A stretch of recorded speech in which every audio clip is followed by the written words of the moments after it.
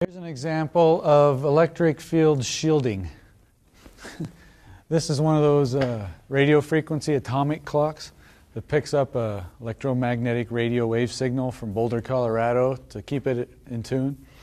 So if I take it outside, it'll set itself to be perfectly accurate. Problem is, it's being shielded. It's not updating itself every night because we're surrounded by this material, and the electric field part of the wave isn't penetrating into the clock. Hence, it's a couple minutes slow.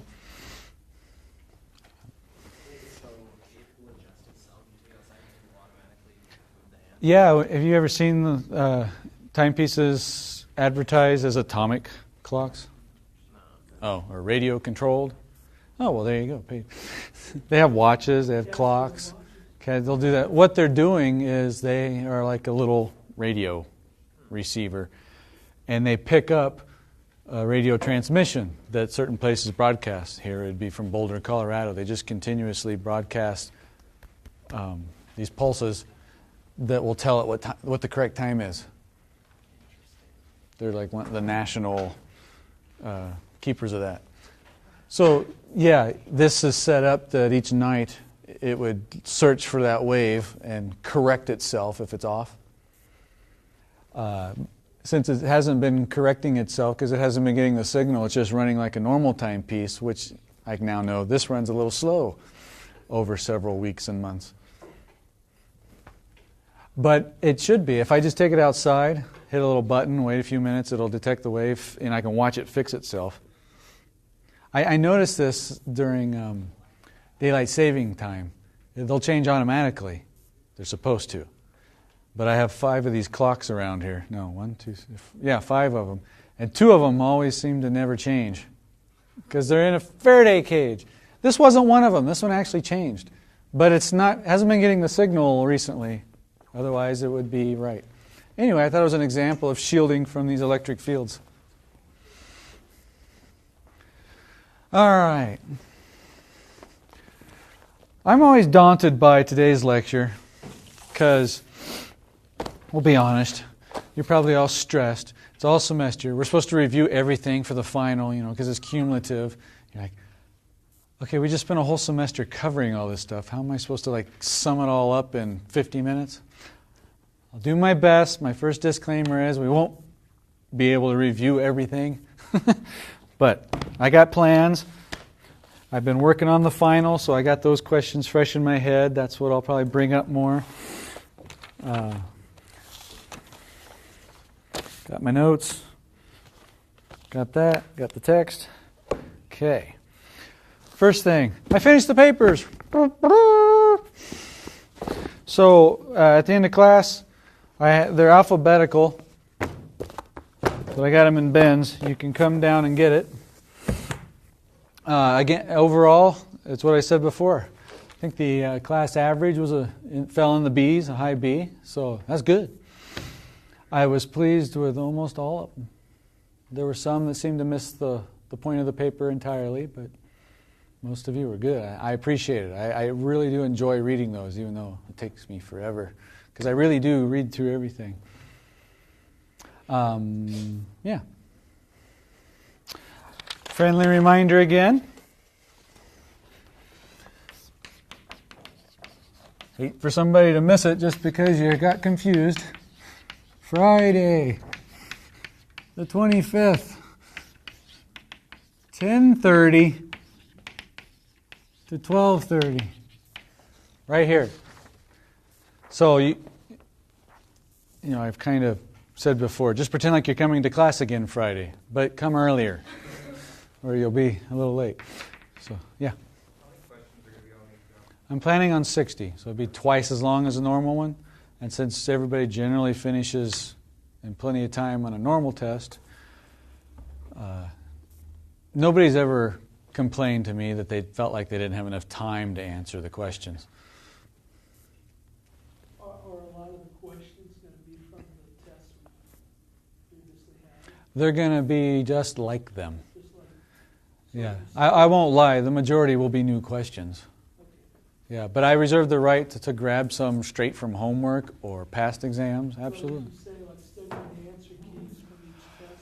And that I think that'd be my best suggestion for you, even without this lecture, is reviewing all of the past homeworks and exams.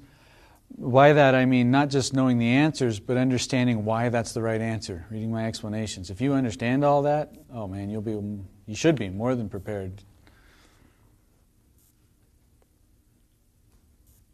Yep. Are the scores for the superhero paper posted on WebAssign? No, I just finished last night. They're written on the paper. And yeah, that's true. Somebody will always ask if you forgot. It's out of 55 points. I put what number you got on the page with my comments. There's a number in generally the lower right-hand corner.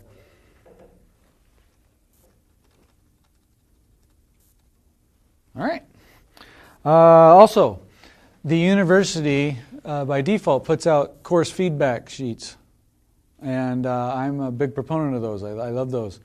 I've noticed, as of last night, 8 of you have already filled it out. Thank you. It's an email that you saw. I didn't. They just informed me that, this has started and will continue for, I forgot, I don't know, another week maybe. Basically, it's feedback on this course. What you think about it. Was this a good course? Did it meet your expectations? And then there's a section on me, obviously. What did you think of me? I do not see these until after I turn in your grades, but I read every single comment. I strongly encourage the written out part comments. You know, they have the questions. Do you strongly agree? Agree, neutral, disagree? Those are helpful. But the comments part is where I learn more. So any constructive criticism, I'd appreciate. I take those into account for the next class. So that's how we've come up with the retake exams.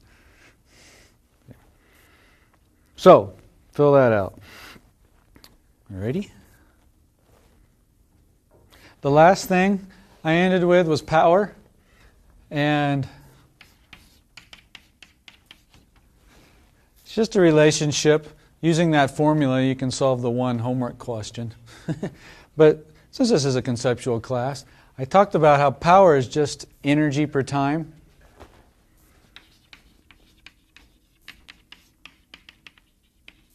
The unit is in watts. So that's true for any energy. Remember back when we were doing work?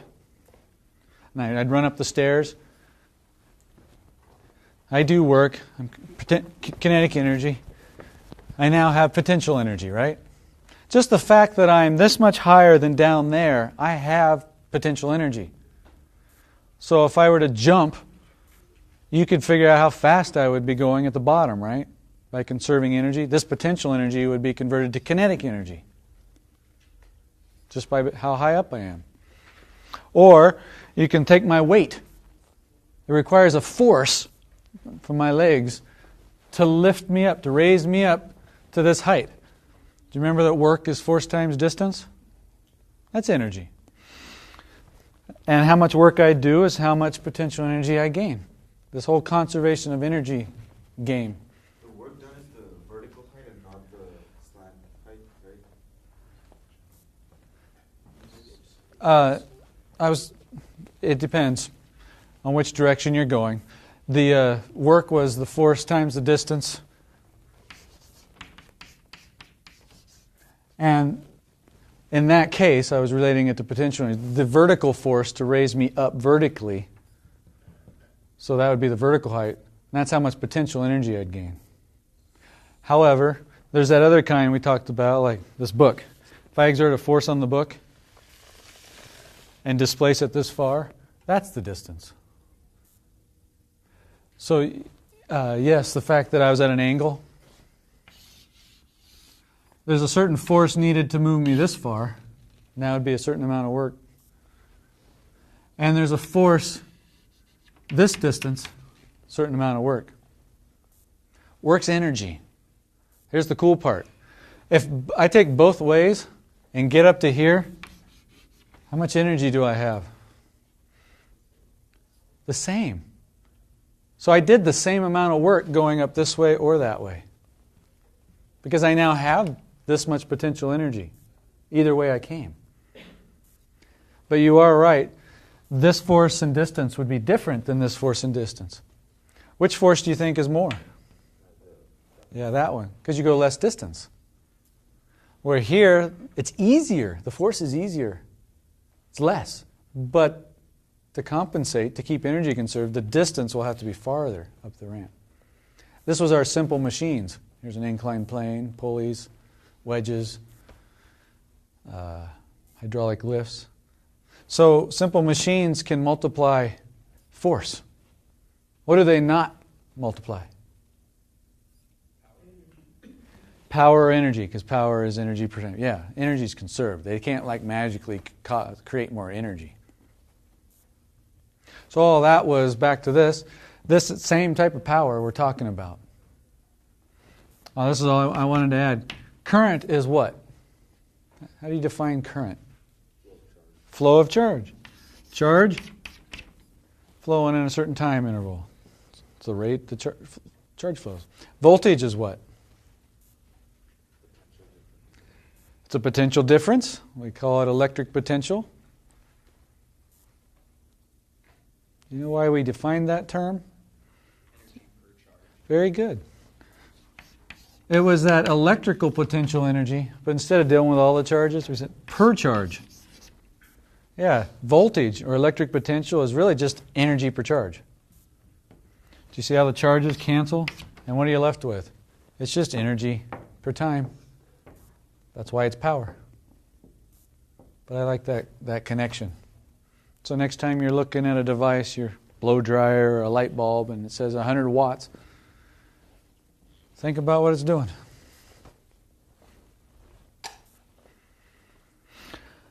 Okay. I'm going to start walking through some of this stuff. However, do you guys have questions first? And interrupt me through any of this, because this is more pertinent to you. Things that were confusing to you that you want to know right now? Yep. From color mixing, should we just mostly know what colors make up what colors? I mean, is that the main objective of that chapter? Yeah, the color was the point of that chapter is one. What is different between things that have... No, let me rephrase that. We see light. But there's different forms of light. And red light is different than blue light. How? The frequency. Or, what else is different? Wavelength. Good. Frequency times wavelength. And that's just distance per time. So yeah, those are different for different types of electromagnetic radiation, waves. Red's different than blue. I want you to know that. And yes, how they mix. And there's two ways they mix. Additive and subtractive. Our eyes have rods and cones. Which one are sensitive to color?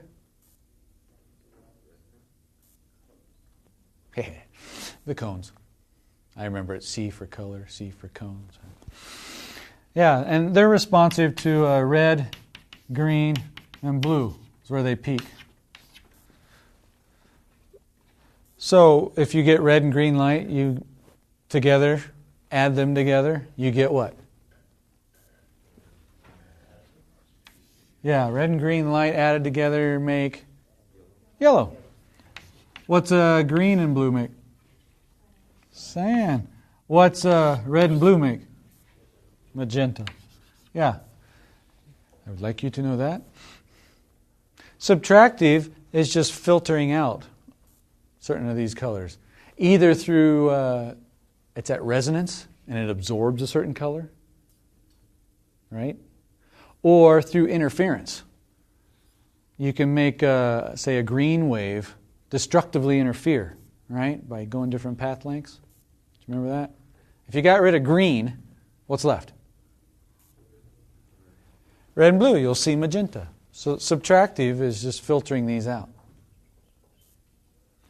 And when you filter one of these out, you're left with cyan, magenta, and yellow. So sometimes people refer to these, well, they're the complementary colors. And people often think of mixing these when they're doing subtractive, like with paints or crayons, inks. You can mix these together. They add black also for contrast, or to just save ink. You could mix all three, but if you can just make black ink, you can save money. So, an example there. If you had cyan and yellow ink, white light comes in, right? Which is red plus blue plus green. What's going to happen where the cyan and yellow inks overlap?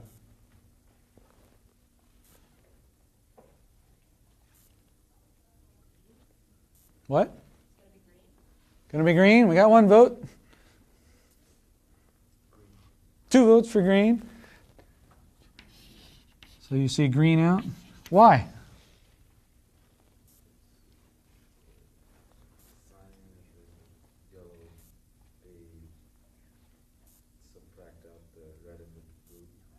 That's right, cyan. This looks cyan to us. That's why it's called cyan, like a crayon. That means what 2 colors of light are getting to our eye off of this pigment? Blue and green. What 2 are getting to us from yellow? Red and green. So yellow reflects those 2. Cyan reflects these 2. That means cyan is absorbing red. Yellow is absorbing blue. It resonates with those wavelengths. So the cyan gets rid of the red, the yellow gets rid of the blue. Green's the only one that reflects off. That's why it looks green. See, and you remember this as a kid. You mix yellow and blue in quotes. Yellow and blue make green. You remember that? Well, more purely with wavelengths, it'd be yellow and cyan would give you a true green. If you did it with yellow and blue, an off cyan color, you'd get an off green color. But yes, there's the whole color chapter in essence. Anything else? So if you wrote down all of these additions and Yeah, if you had them on your cheat sheet, that's why I give you a cheat sheet. That could be. I would find that helpful, yeah. So, I mean, with all of them listed, other than that, there's really nothing more to it. Is that right? There's different ways to add them and subtract them out. You know, we had diffraction and absorption and why the scattering, different ways of getting rid or adding these colors. It talked about, but it all came down to what we just said. Yeah.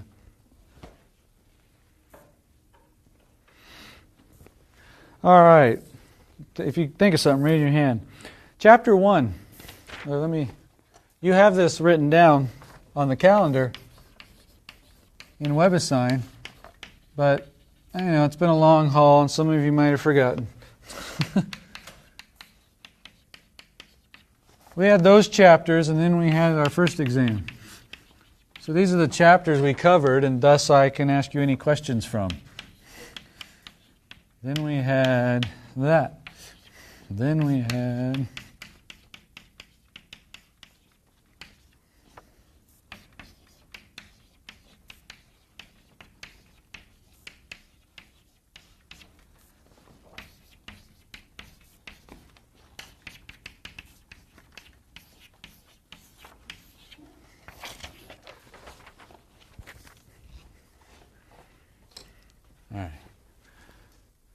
So this was the motion stuff, forces and motion and speed and velocity and collisions and energy, momentum.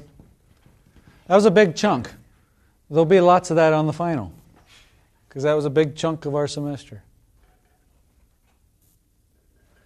Then fluids. We had the liquids and gases with density and buoyancy and whether things float or sink. And heat and temperature and the difference between them and how you can transfer thermal energy in and out of internal energy of something. We had conduction, convection, radiation, ways to transfer. They all kind of flowed. That's why I put those in a unit. And then our last unit was on waves. We had vibrations and waves, how it related to sound as well as to light. And color was right in there. That was that chapter. How it refracts, how it diffracts. Interference, superposition. We had beats and the Doppler effect. And then we just did electricity, charges and circuits. This was less, but I will ask you some questions on the final about it. That very first chapter, a lot of people forget about. It was about science. We from that, I'd like you to remember what a fact, law, theory, and hypothesis are. Those main definitions. Since that's what we used all semester, we defined lots of laws. I gave you lots of facts. We talked about theories. We made lots of hypotheses. You should have those down. With Newton's laws and all that motion stuff, it'll be less about definitions and more about those concepts and applying them, since we got to use them all semester. So you should know about Newton's first, second, and third laws, what they are. You remember about inertia? What's inertia? You define that to your mom. What do you tell her? It's a resistance to change. Very good. A resistance to change are what? It's motion. Yeah. It's velocity. When you change a velocity, that's called a what? Acceleration. Remember, there's a scalar and a vector. You have just magnitude of something, but also direction. So if you change direction of velocity without changing the actual speed, 55 miles an hour, but in a circle, are you accelerating? Yeah, you are.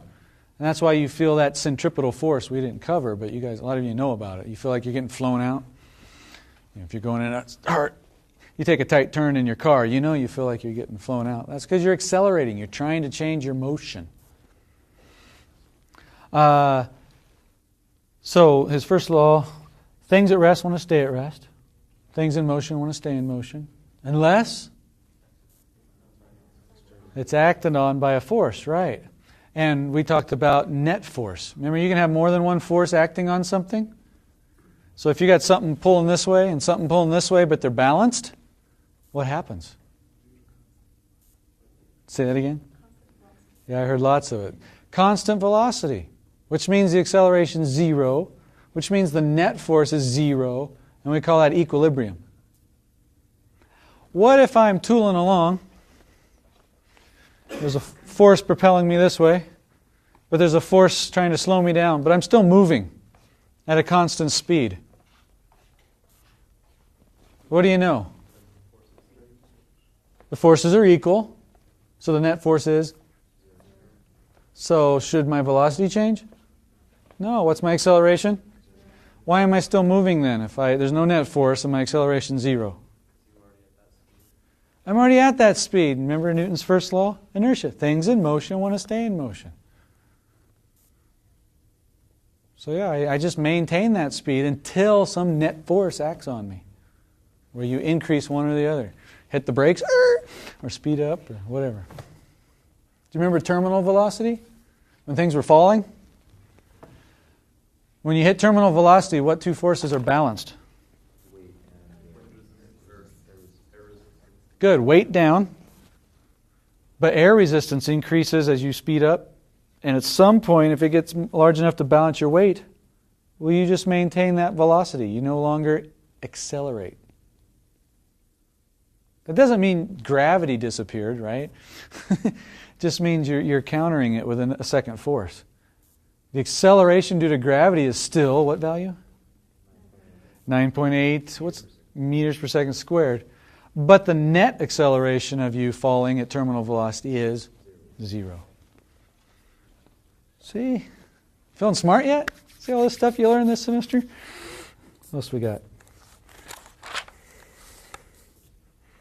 So net forces, you balance those out. I tried to warn you on those tests that read the questions carefully. Sometimes they can seem scary. I don't always mean to do that, but I know they do. Make sure you know what it's asking. You know, am I asking for distance traveled? How does that change the position?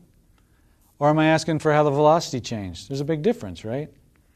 Or those things. If I say it's moving at a constant speed, and then I turn around and ask you for the acceleration, or you need to know the acceleration, but I didn't give it to you, you already know it. It's zero. I'm hoping you can pick up on those things by now. How about that one? In free fall. Something, you just let it go. It starts with zero velocity and you just let it go. What's its acceleration? Good. Its acceleration is 9.8 meters per second squared down. Good. What if you throw it up? It's still 9.8, but it's moving up. Yeah, but it's slowing down. It's decelerating or accelerating downward. Yeah. That's just like me moving this way, but slowing down. Something must be accelerating me that way to slow me up, changing my motion. There's a force there. How far does it fall? No, let's do the easier one, I think. How fast will it be going after 2 seconds?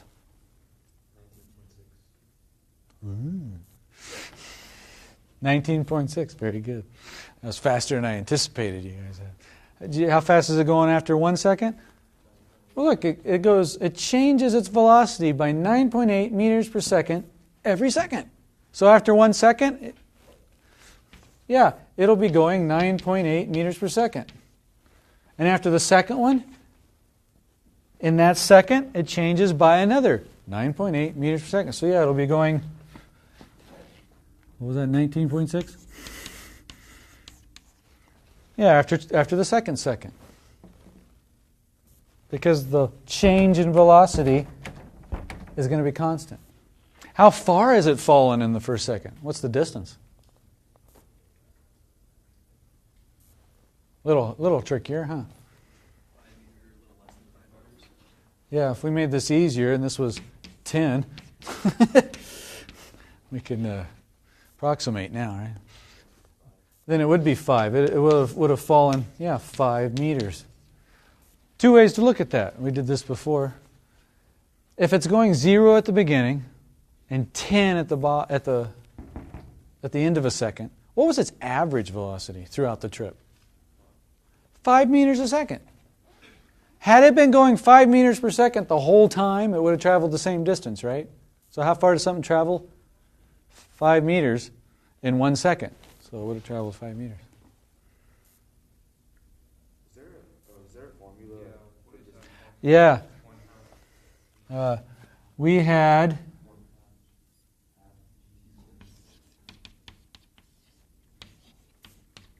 This was a useful one. The distance, vertical distance here, is 1/2 times the acceleration. Actually, this is generic. This can be any distance. 1/2 times the acceleration times the time squared. If you're vertical, this gives you the vertical distance. You would need the vertical acceleration. But this works horizontally too. If you're in a car, it'll tell you how far you're going to go if you accelerate for a certain amount of time.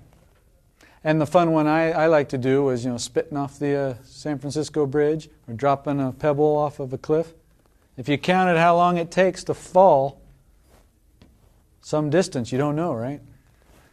Let's say it takes 5 seconds. Right? 1001, 1002, 3, 4, plop. Do you know how high up you are? No, but you can figure it out, right? A is 10. Time is going to be 5 squared, so 25. Got a half here, so that's 5. 5 times 25. Hey, you're 125 meters up. That's cool, I think. You can even throw something up. Right? Okay, let's time how long it takes this chalk to get to the top. 1001, 1002. Okay. 1001, 1002. I know this is crude. But it took about a second to go up and a second to come down, right? So say we started at the top and let go of it. How long would it take to come down? 1 second. So how high up did I throw it? 1/2 times 10 is 5. 5 times 1 squared is 5. So 5 meters, roughly. And ignoring air resistance. But you get the idea? So yeah, those formulas we had, you might want on your cheat sheet. See where there are others. That was the trickiest one, I think.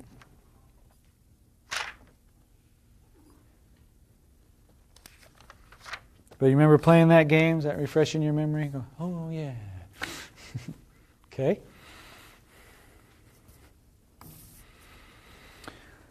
There's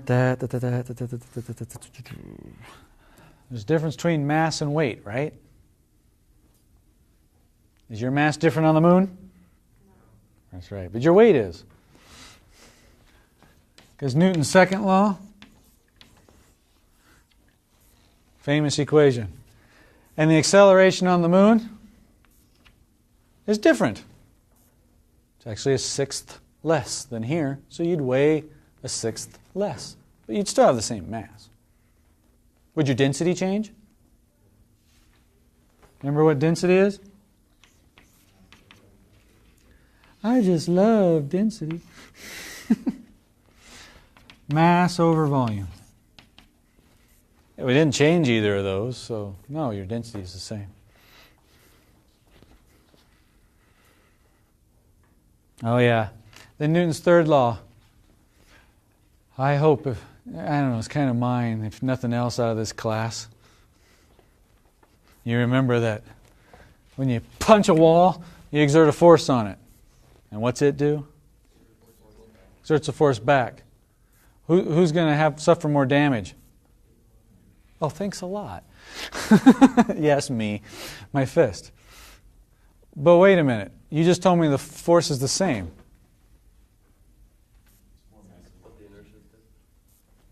That's right. The mass and thus the inertia. Because inertia, mass is like a measure of inertia. Or inertia is a measure of mass, however you want to think of that. So, if the force of my hand on the wall is the same as the wall back on my hand, we feel the same thing. But yeah, the massive wall gets accelerated that much, whereas my puny hand gets accelerated that much. Yeah. Ow.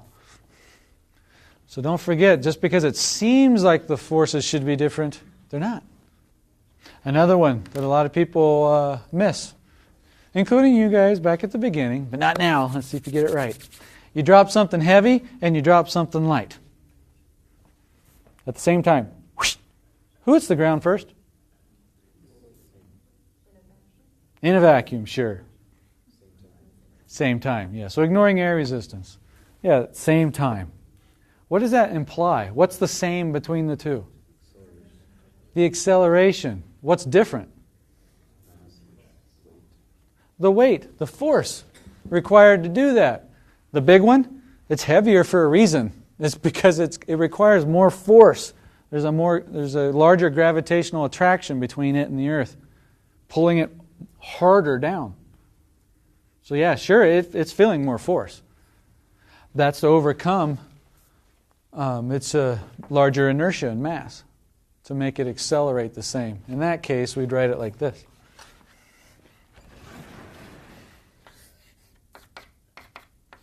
The acceleration due to gravity, right? It's the same for both objects. That is force over mass.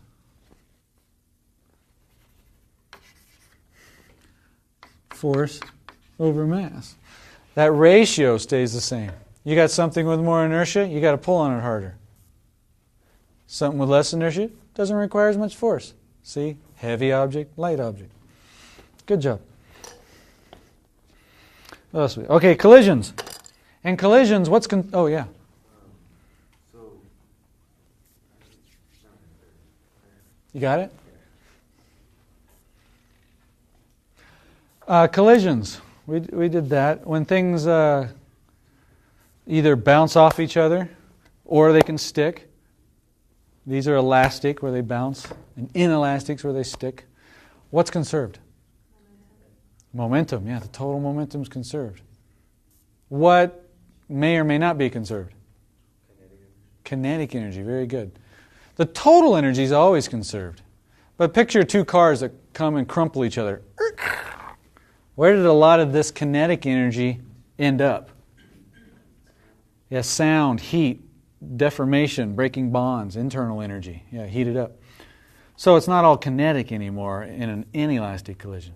But if you add up all that energy, that's the total you started with. So total energy is always conserved. Total momentum is always conserved. And you remember how to play those games?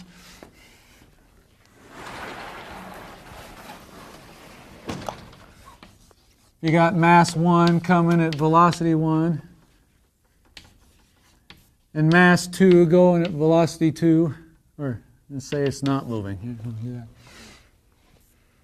You just add up the totals before, and it's got to equal the totals after, or any time in between. Remember what momentum of the first one is? Mass times velocity. And this guy's initial momentum is 0. So the total momentum is that. So after the collision, let's say they stick together. Which way are they going to head off? I think you can tell that. That's right. To the right. With some final velocity. Right? So what do? Well, what's that combined momentum? 1 and 2. Well, it's their masses, because they're together now, times their velocity. Right? That's the total momentum after. This is the total momentum before. If you set them equal, you could solve for some unknown if I gave it to you. Or conceptual, you could tell. This guy's going to end up going faster than he was initially, right? What's this guy going to be doing?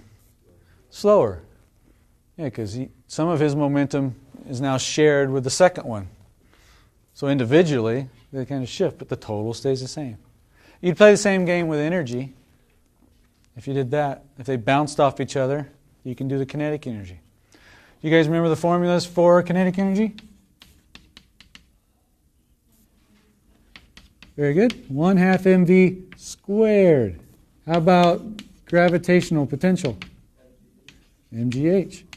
We already did work. Force times distance. Those are all energy.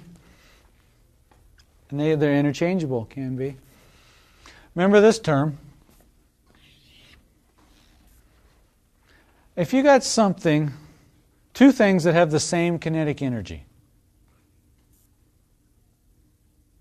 but one's bigger than the other, who's moving faster?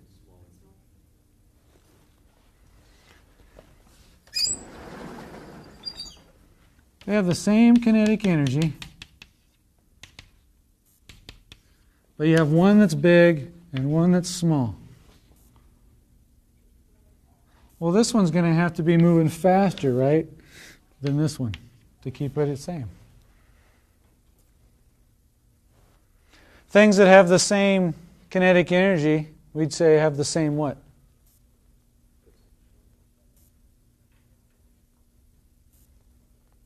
Yeah, that was a poorly worded question. How about gases? Or particles in a substance? If I said oh, the heck with it. I'm getting to temperature. Remember the average translational kinetic energy is something. So the temperature of something, if it's the same, the temperature of your hat right now is the same as your pants. That tells me they, on average, their translational kinetic energy is the same. But they're made up of different things, right?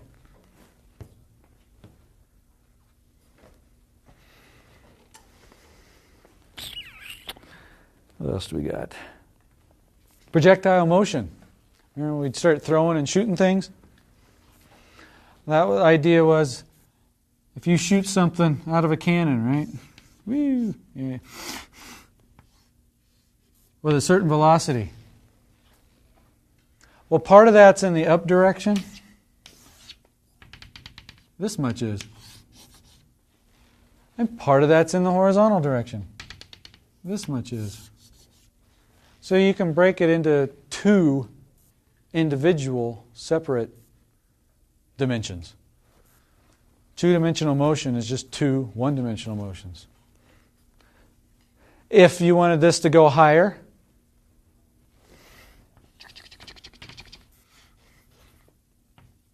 well then you see how the vertical component increases? Because you got to shoot it up more than you shoot it over. Do you remember the big, largest demo we had with the monkey chute? We dropped something and shot at the same time. And they hit each other. It was actually over here, but... How do their vertical accelerations compare? They're the same. So vertically they fall together. Dum, dum, dum, dum, dum. Horizontally, though, this guy had no velocity, but the bullet does. Did that horizontal velocity change? Did it increase? No.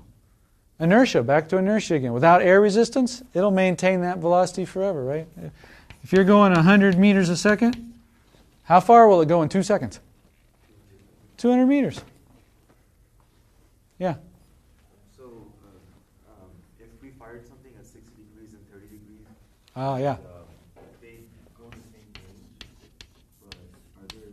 but the 30 degrees would land faster. Yeah, we did that. Those would...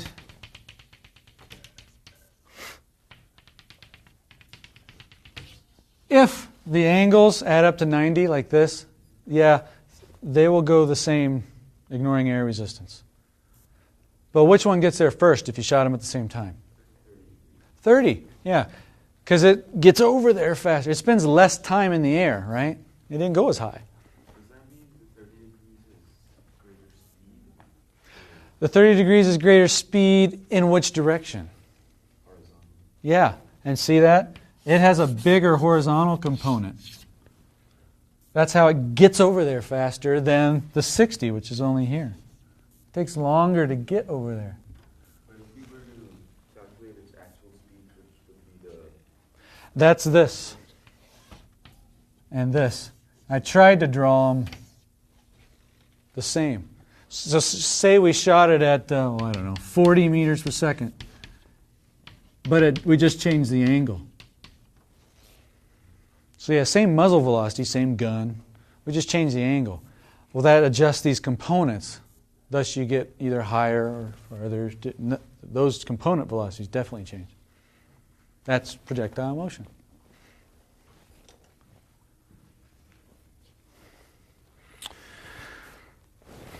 Oh, what else? Special theory of relativity.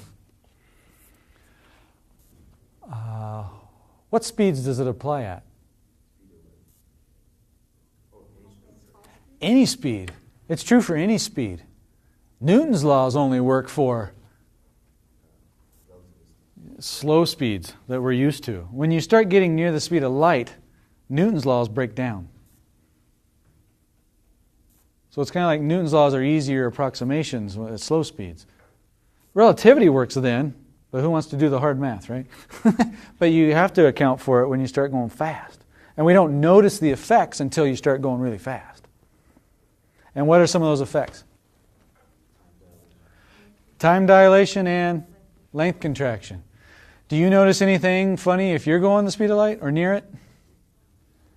In your little frame of reference, things seem normal. But if there's any relative motion between you and some other frame, then the other frame looks funny. That's where you'll observe the time dilation or length contraction. You'll observe it, and they'll observe it, right? Because there's relative motion between you. But you don't notice any difference if you're at rest with respect to that frame. So, right now, I don't see anything. Looks fine. But if we throw this off at near the speed of light, then it would look smaller to me.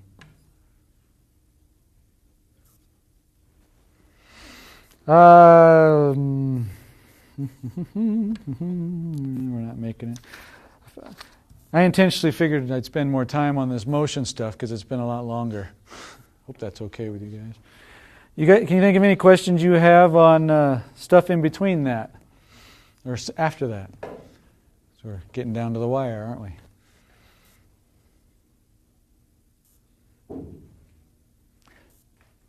All right. Then how about our fun demo here? It has to do with electricity. There's magnetism involved, but it's a Tesla coil, and it's just fun. So, who's heard of Nikola Tesla? Quite a few of you. This is a Tesla coil. Here's your quick primer. How many volts come out of the wall? 120. And what form is it? AC. It's alternating, which means it changes direction. 120 volts. Volts. That's electric potential. That means voltage is energy per charge. Okay. So that gives me an idea of how much energy each charge gets. That's what's pushing them. There's a potential difference from one side to the other. And so when I flip the switch, there's an electric field established, and those charges start marching. Of course, they're going to kind of ultimately go nowhere, but the electric field, really fast. Okay, comes over to here, into these things. They're transformers. They work with magnetism too. Basically, they step the voltage up to 8,000 volts. Energy is still conserved. Go back, way back up. Power is current times voltage. P equals IV, upper right. If the voltage goes up, the current goes down. Because transformers they're like simple machines. You can't create energy out of nothing. They conserve it. So these step the voltage up to 8,000 volts, but the current goes down at the same time. That actually makes this thing safer. It's still lethal down here. I'm not going to touch it. That energy goes into this white cylinder some of you can see. It's a capacitor. Remember what a capacitor stores? Energy. Yeah, in the electric field. It separates the charges.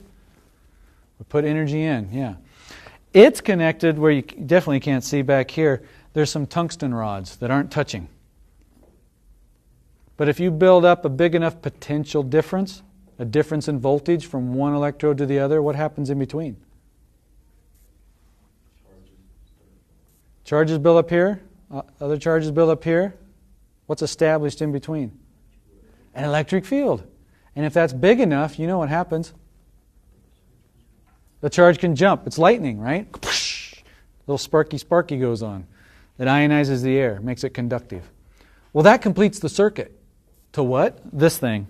Another coil, which then causes a change in this coil. It's another transformer. And this can get up to 500,000, 1 million volts. Meanwhile, as the current has gone down, now it's safe. And this tries to jump. It's like building up the charge, and you can get lightning. Shall we try it? I should ask, does anybody have a pacemaker? This sends out electromagnetic radiation. We know all about that now. There's an oscillating electric field and an oscillating magnetic field that radiates out. We don't want that magnetic field interacting with anybody's pacemaker. That'd be bad, right? So that's why I ask. Okay.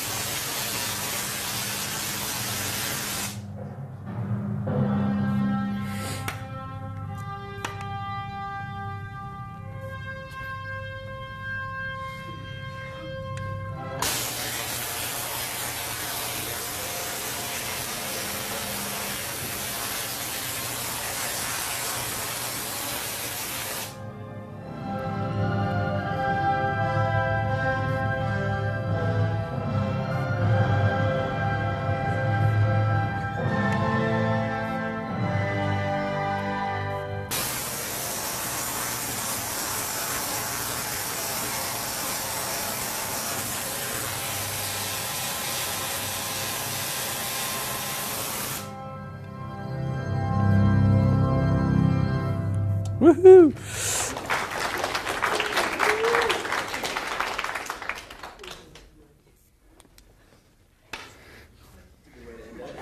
That's what I figured. Come get your papers.